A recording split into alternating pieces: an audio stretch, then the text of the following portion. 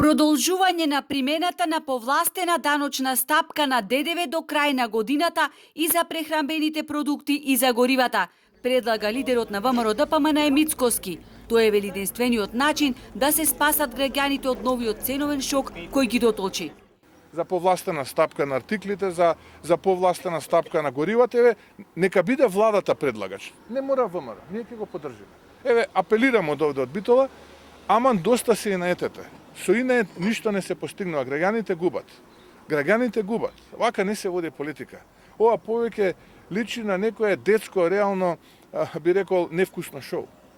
Тоа е тоа. Односот не им е зрел, не им е одговорен.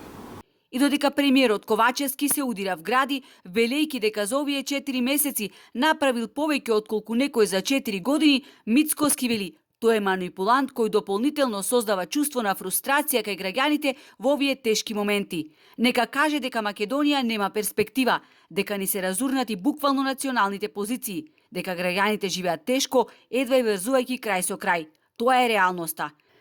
Имаме рекордна инфлација. На дното сме според странски и домашни инвестиции. Капитулиравме пред енергетската криза. Во фаза сме да капитулираме и пред економската криза, вели Мицкоски, кој се осврна и на катастрофалната состојба во рек Битола. Крадат. Не работат, крадат. Затоа ќе има поскапување на струјата и затоа реков дека тие капитулираа пред енергетската криза. Енергетиката не е купи ден продај и не служи за дневно политички цели. Во енергетиката се планира 5-10 години однапред. Вие сега треба да носите одлуки за следните 10 години што ќе се случи. За жал, овие само ги бројат часовите на багерите со регистарски таблици од еден град во Југоисточна Македонија и годината за жал наместо 365 дена трае 450-500 дена. Ако ги погледате фактурите кои што ги доставуваат.